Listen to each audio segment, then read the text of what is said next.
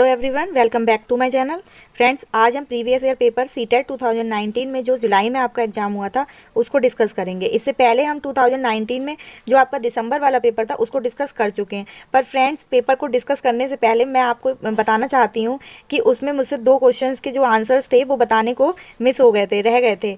पता नहीं कैसे मैं भूल गई थी, तो उसके लिए सॉरी। बट आज का जो जुलाई वाला पेपर है उसको डिस्कस करने से पहले मैं आपको उन दोनों क्वेश्चंस के जो आंसर हैं उनको बताऊँगी। देन उसके बाद जो है हम उस पेपर को, जुलाई वाले पेपर को डिस्कस करेंगे। ओके, तो फिर स्टार्ट करते हैं। हमारा जो क्वेश्चन नंबर 69 और 70 ये उस पेपर में हमारे रह गए थे। क्वेश्चन नंबर 69 और 70 ये दोनों ही रिपीटेड क्वेश्चन है, पहले भी आ चुके हैं।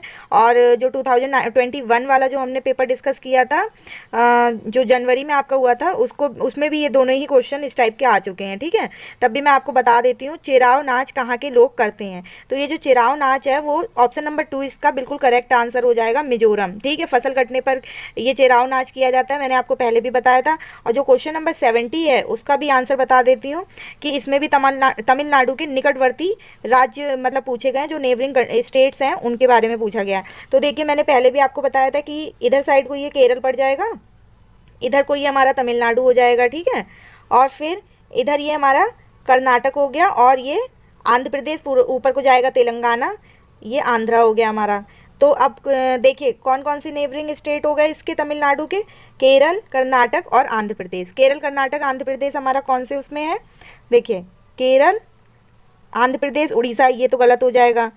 केरल, कर्नाटक, आंध्र प्रदेश, हाँ, ऑप्शन नंबर जो 4 है उसमें दे रखा है आंध्र प्रदेश, केरल और कर्नाटक। यही इसका क्वेश्चन नंबर जो 70 है उसका बिल्कुल राइट आंसर हो जाएगा। सेम यही क्वेश्चन, दोनों ही क्वेश्चन 2021 वाले में भी मैंने आपको बताए थे। ठीक है, अब हमें जो आज का पेपर डिस्कस करना है जुलाई वाला 2019 का, उसको डिस्कस करते हैं। ठीक है, अब देखिए जो हमारा ये ईवीएस का पेपर है सीटेट जुलाई 2019 का, तो उसमें हमारे क्वेश्चन नंबर 61 से स्टार्ट हैं। ठीक है, तो क्वेश्चन नंबर 61 है, वो कह रहा है निम्नलिखित में से क्या पेट्रोलियम से प्राप्त नहीं होता? तो क्या कौन सी ऐसी चीज़ है जो कि हमें पेट्रोलियम से इनमें से प्राप्त नहीं होती? तो इसका हमारा क्वेश्चन नंबर 61 का आंसर होगा ऑप्शन नंबर 4, ये हमें पेट्रोलियम से प्राप्त नहीं होता है। और जो डीजल है, मोम है, ग्रीस है, यानी कि डीजल, वैक्स और ग्रीस, ये तीनों ही हमें पेट्रोलियम से प्राप्त होने वाली चीज़ें। Coal is the right answer. ठीक है, क्वेश्चन नंबर 62 है हमारा।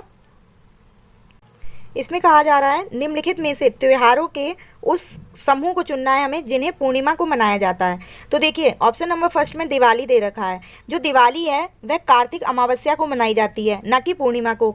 तो ऑप्शन नंबर फर्स्ट तो हमारा यहीं पे गलत हो जाएगा। ऑप्शन नंबर 4 में भी दिवाली दे रखा है, ये भी हमारा गलत हो जाएगा। तो 2 ऑप्शन जो हैं, ऑप्शन नंबर फर्स्ट और 4, ये तो हमारे ऑलरेडी गलत हो चुके हैं, जिसमें कि दिवाली दिया गया है।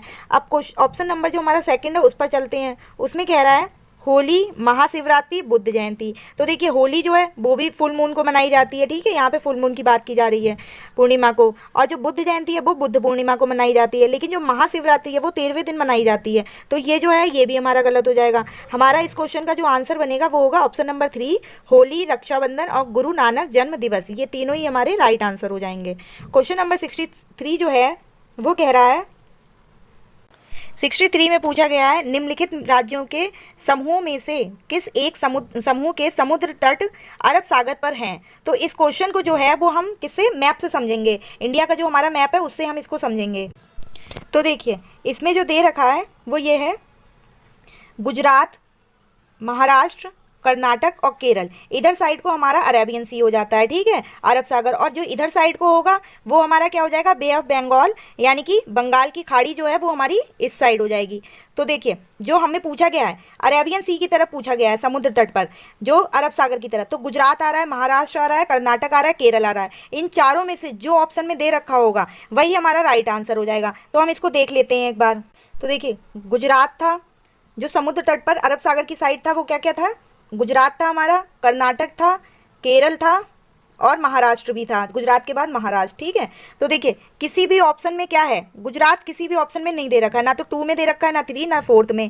सिर्फ कर्नाटक, केरल और गुजरात, ये तीनों जो है हमारे सही हो जाएंगे। आंध्र प्रदेश ये भी नहीं आएगा। ठीक है, और उसके बाद पश्चिम बंगाल ये भी नहीं होगा हमारा, तमिलनाडु ये भी नहीं होगा। तो हमारा जो राइट आंसर हो जाएगा वो हो जाएगा ऑप्शन नंबर फर्स्ट। ये क्या है हमारे, ये जो जोड़ा है वो बिल्कुल सही है, समुद्र तट अरब सागर पर ये स्थित है। क्वेश्चन नंबर 64 में कहा जा रहा है इस क्वेश्चन में कहा जा रहा है हमारे देश के मानचित्र में झारखंड जो है वो कहाँ पर स्थित है, यानी कि झारखंड कहाँ पर लोकेटेड है ये पूछा जा रहा है। उत्तर प्रदेश के पश्चिम में, पश्चिम बंगाल के पूर्व में, उड़ीसा के उत्तर में, छत्तीसगढ़ के दक्षिण पूर्व में। तो देखिए इसका जो राइट आंसर होगा वो होगा हमारा उड़ीसा के उत्तर में। अब इसको भी हम समझ लेते हैं मैप के थ्रू, ठीक है। तो देखिए जो हमारा ऑप्शन नंबर फर्स्ट कह रहा था वो कह रहा था उत्तर प्रदेश के पश्चिम में, कि जो हमारा जो झारखंड है वो यूपी के पश्चिम में बताया जा रहा है, बल्कि नहीं, ये पश्चिम साइड नहीं होगी, पश्चिम साइड तो यूपी की इस साइड हो जाएगी, तो ये जो है ये हमारा गलत हो जाएगा, ठीक है। अब नेक्स्ट ऑप्शन जो दे रखा था वो दे रखा था पश्चिम बंगाल के पूर्व में कह रखा था। पश्चिम बंगाल का जो पूर्व होगा ये हमारा वेस्ट बंगाल, इधर पूरब हो जाएगा, और इधर क्या होगा, इधर हो जाएगा वेस्ट। तो ये जो हमारा पश्चिम बंगाल का जो पूर्व कहा था ईस्ट, वो हमारा वो भी रॉन्ग हो जाएगा, ठीक है। ऑप्शन नंबर जो 3 कह रखा था उसमें कहा गया था कि उड़ीसा के उत्तर में। तो देखिए ये हमारा नॉर्थ, ये हमारा है उड़ीसा, और इसके नॉर्थ क्या हुआ, झारखंड। तो इसी की प्लेस पूछी गई है हमारी, तो यही जो है हमारा उड़ीसा के पूर्व में, ये उड़ीसा के उत्तर में, ये बिल्कुल हमारा राइट आंसर हो जाएगा, ठीक है। तो इसका हमारा जो राइट आंसर हो जाएगा वो हो जाएगा option number 3 is the right answer.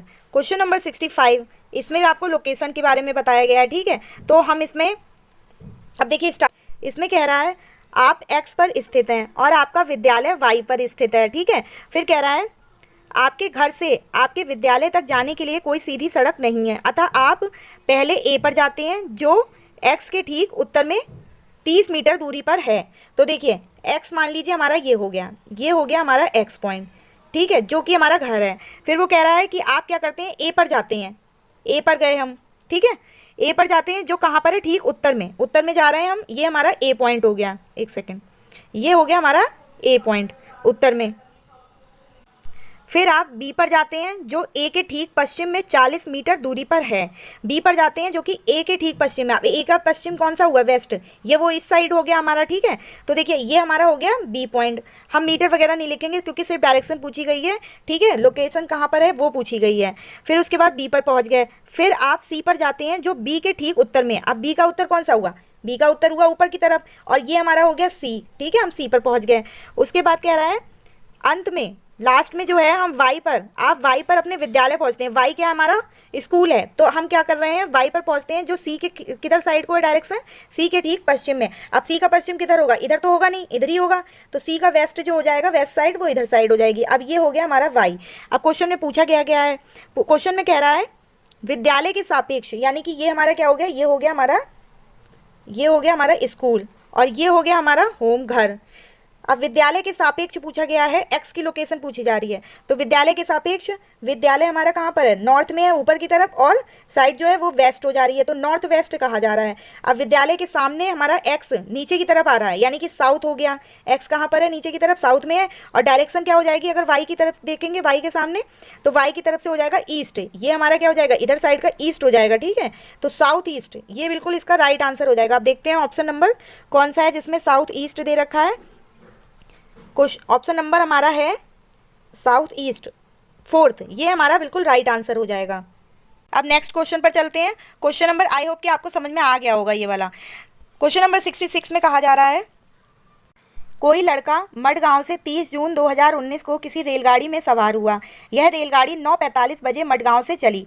कितने बजे, 9:45 बजे मडगांव से चली, अतः अगले दिन 7:15 यानी कि 7:15 बजे नगरकोइल पहुंच गई, ठीक है। नगरकोइल हमें पता है केरल में, कभी कभी ऐसे पूछ भी लिया जाता है, इसलिए बहुत ध्यान से पढ़िएगा। नगरकोइल जगह जो है वो केरल में है। यदि इस समय अंतराल में रेलगाड़ी द्वारा तय की गई दूरी जो है, डिस्टेंस हमें दे रखा है 1140 किलोमीटर है, तो रेलगाड़ी की हमें स्पीड पूछी गई है, ठीक है, क्या है, एवरेज स्पीड बतानी है। तो देखिए अब जो लड़का है वो कब जा रहा है, 30 जून को जा रहा है, 9:45 बजे उसकी ट्रेन जो है वो 9:45 पर चली, ठीक है। अब हम देखेंगे अगले दिन ही मतलब वो पहुंच गया है, तो बीच में क्या है, वो बीच में जो है वो एक भी दिन उसको हमें जोड़ना नहीं है, क्योंकि कहीं पे रुकना ही नहीं है, नेक्स्ट डे वो पहुंच गया है। 9:45 से 9:45 अगर जोड़ेंगे नेक्स्ट डे तक के, तो हमारे 24 आवर्स हो जाएंगे। कितने हो जाएंगे, 24 आवर्स हो जाएंगे। लेकिन क्या है, अब वो जो है वो 7:15 पर पहुंच गया है, तो 9:45 से हमें नीचे आ जाना है, ठीक है, 9:45 तक नहीं जोड़ना है। तो जब आप टाइम को काउंट करोगे, जोड़ोगे उसको, तो ये जो है आपका टोटल, अभी रुकिए,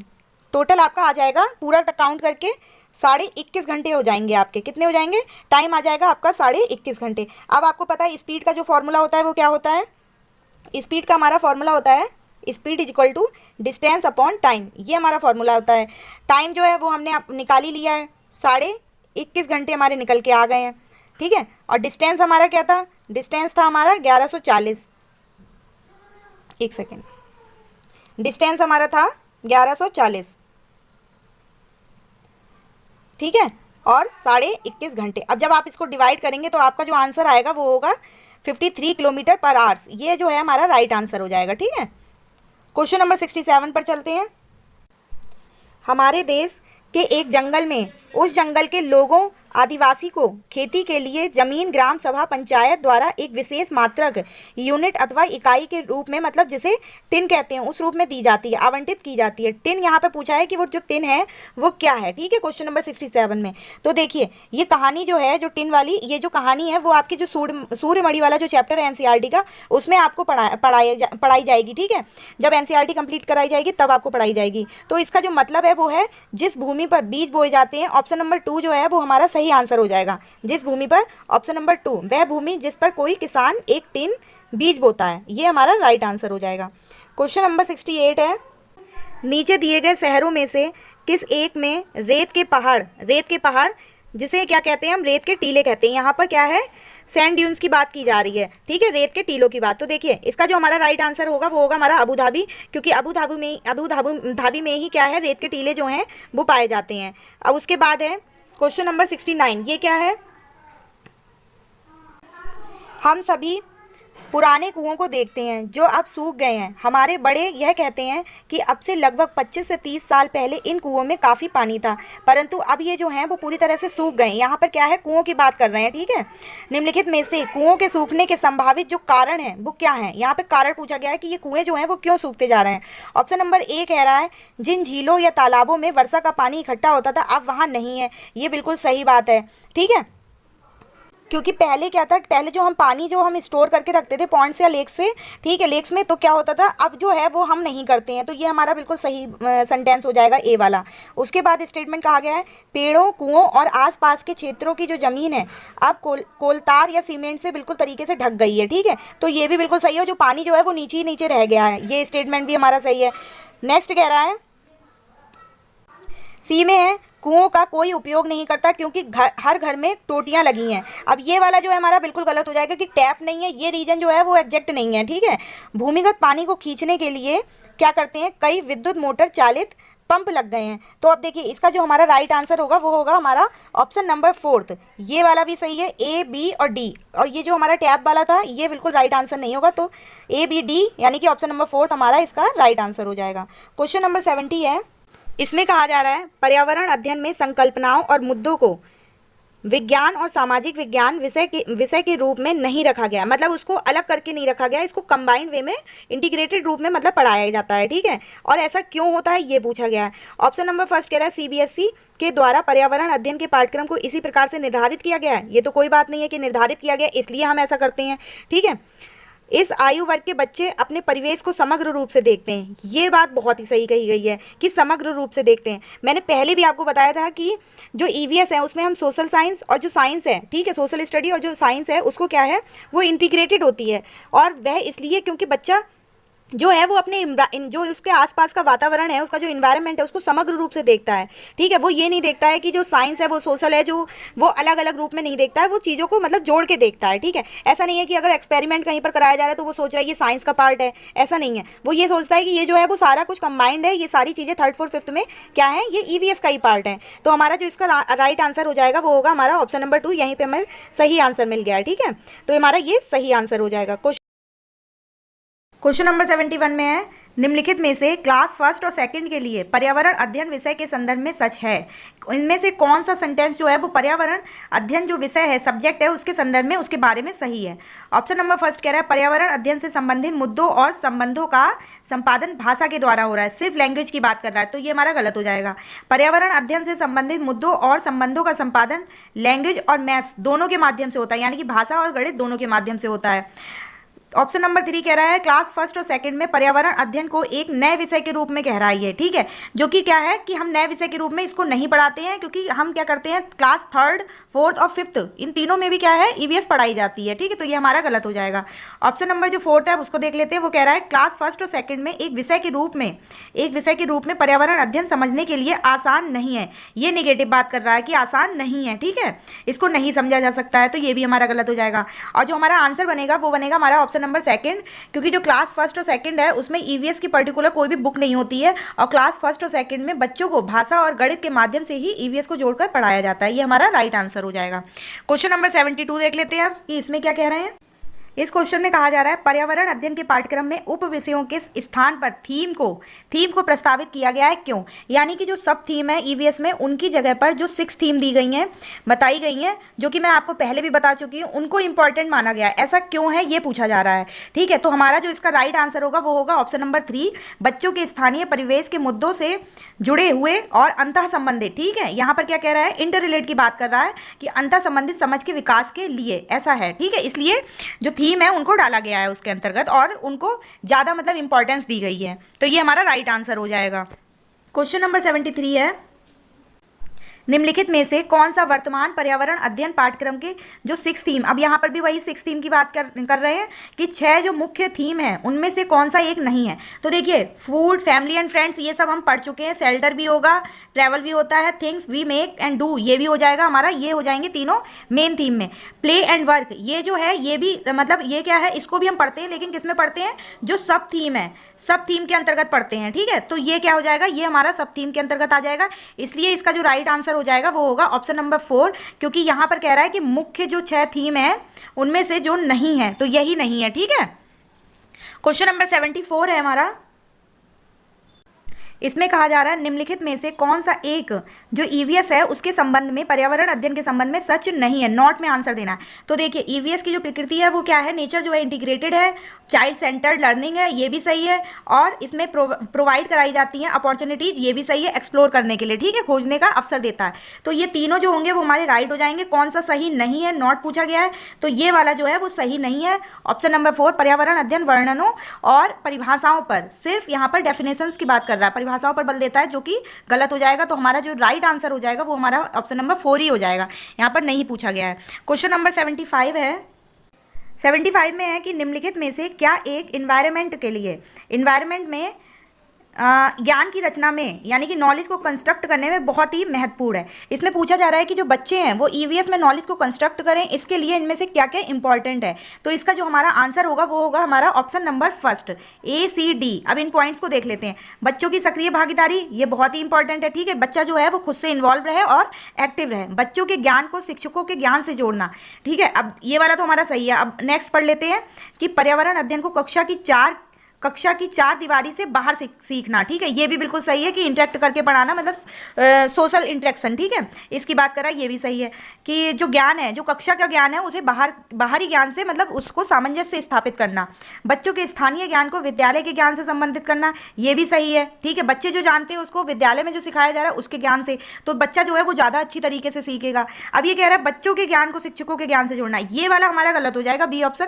तो हमारा जो आंसर बनेगा वो होगा हमारा ऑप्शन नंबर फर्स्ट, ठीक है, ACD। ये तीनों ही हमारे सही हैं, A, C और D, हाँ ये वाले। और जो B है हमारा वो गलत हो जाएगा कि बच्चों के ज्ञान को, क्योंकि यहाँ पर दोनों जो हैं एक दूसरे को ज्ञान को जोड़कर फिर नॉलेज को कंस्ट्रक्ट करेंगे। बच्चों के ज्ञान को शिक्षकों के ज्ञान से जोड़ना और जो शिक्षक का ज्ञान है वो बच्चों के ज्ञान से जोड़ा जाए, ठीक है।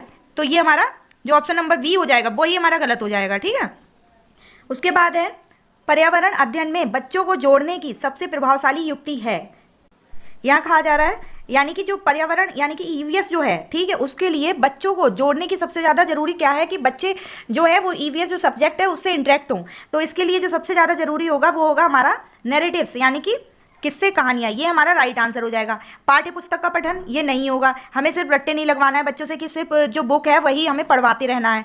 शिक्षक द्वारा व्याख्याएं कि टीचर ही सिर्फ बोलता रहे तो ये भी नहीं होगा। कक्षा निदर्शन, ये डिमॉन्स्ट्रेशन जो है क्लासरूम डिमॉन्स्ट्रेशन, ये कुछ हद तक सही है, लेकिन अगर हम देखें तो नैरेटिव्स जो हैं वो सबसे ज़्यादा सही रहेंगे, बेस्ट रहेंगे, क्योंकि इससे बच्चा क्या है इसमें देखेगा, समझेगा और जानेगा भी चीज़ों को, तो बच्चा जो है वो इसमें ज़्यादा एक्टिव तरीके से रहेगा।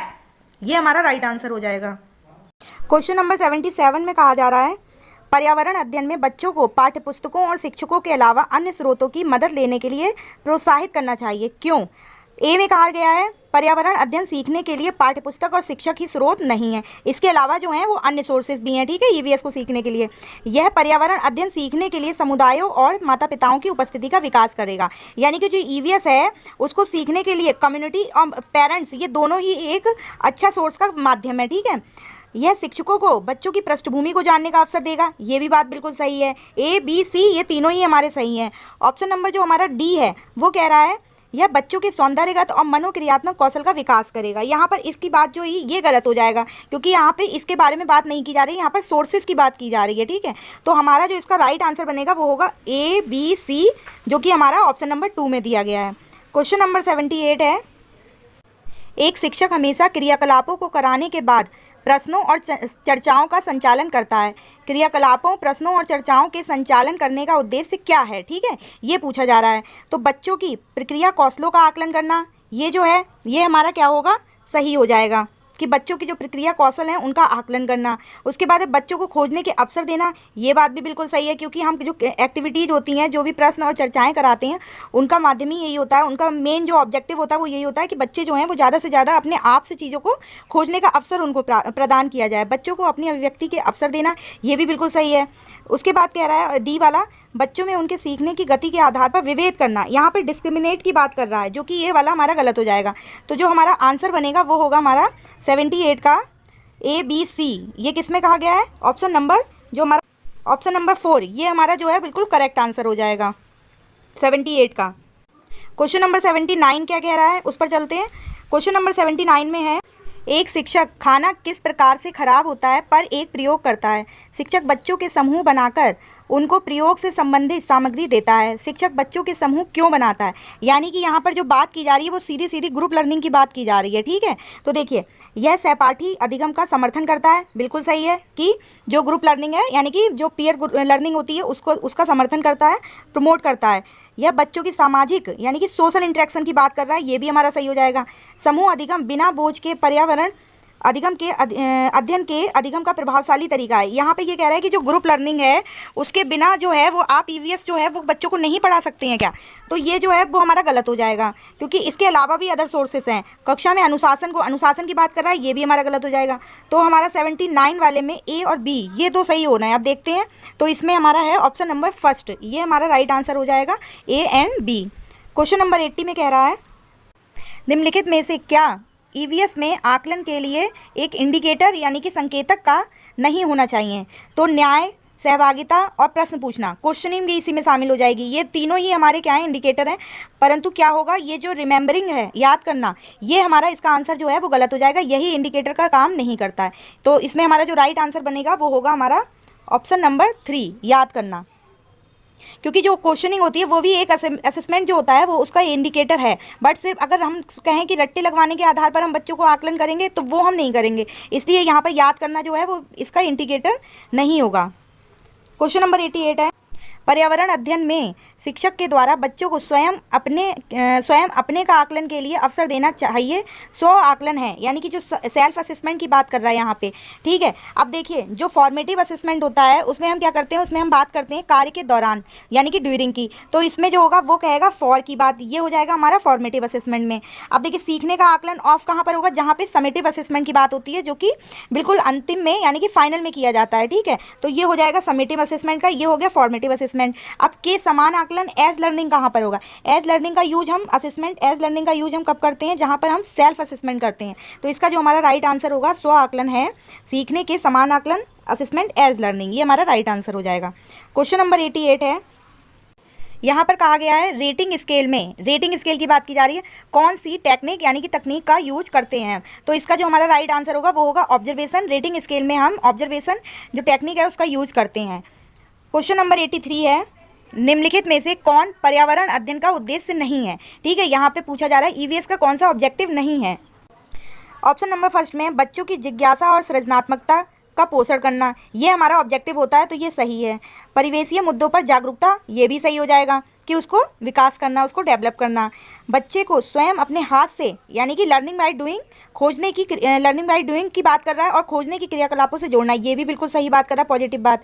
उसके बाद है ऑप्शन नंबर 4, बच्चों की पाठ्यपुस्तक की परिभाषाएं। अब देखिए इस टाइप के स्टेटमेंट आपको कहीं पर भी मिल जाए तो कतई आप यही सोच लीजिए कि यही इसका क्या हो जाएगा, ये रॉन्ग हो जाएगा। अब यहाँ पे कह रहा है उद्देश्य नहीं है, तो यही हमारा उद्देश्य नहीं होगा। अब यहाँ पर क्या है, यही हमारा राइट आंसर हो जाएगा। ठीक है, तो पहले सही वाले करेक्ट कर लीजिए, उसके बाद जो गलत वाला होता है, नहीं में हमेशा गलत वाला ही आंसर होता है।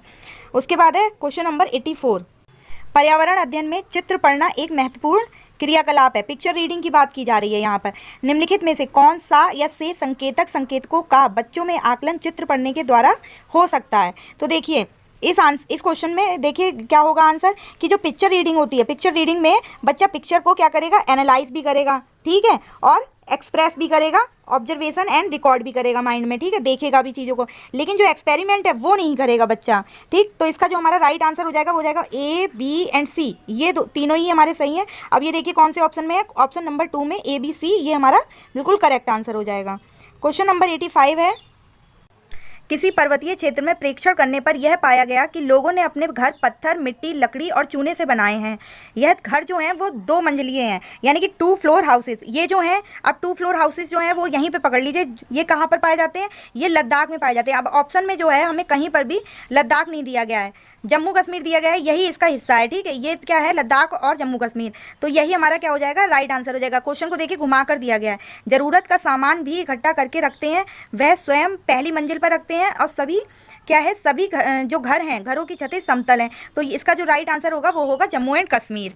ठीक है, उसके बाद है क्वेश्चन नंबर 86, इसमें कहा जा रहा है झूम खेती के बारे में, इसमें क्वेश्चन पुटअप किया गया है आपसे। झूम खेती में अपनाई जाने वाली पद्धति के विषय में नीचे दिए गए जो कथन दिए गए हैं उन पर विचार करना है। तो देखिए ऑप्शन नंबर जो इसमें फर्स्ट होगा, एक फसल प्राप्त करने या कटने के बाद जमीन को कुछ साल तक ऐसे ही छोड़ देते हैं, ये बिल्कुल राइट है। यहाँ पर कह रहे हैं उखाड़ कर जला देते हैं, ऐसा नहीं करते हैं, जो जैसा होता है वैसा ही रहने देते हैं और उसको क्या करते हैं, गिरा देते हैं और फिर बाद में आग लगा देते हैं। ये वाला भी गलत हो जाएगा, ये वाला भी गलत है, ये भी गलत है। ठीक है, जब आप इसको रीड करेंगे तो ये तीनों गलत हो जाएंगे। इसका ऑप्शन नंबर जो ए है वो बिल्कुल राइट आंसर होगा। अब देखिए ऑप्शन नंबर ए, यानी कि ऑप्शन नंबर, इसमें भी ऑप्शन नंबर पहला जो है वो बिल्कुल सही आंसर हो जाएगा इसका।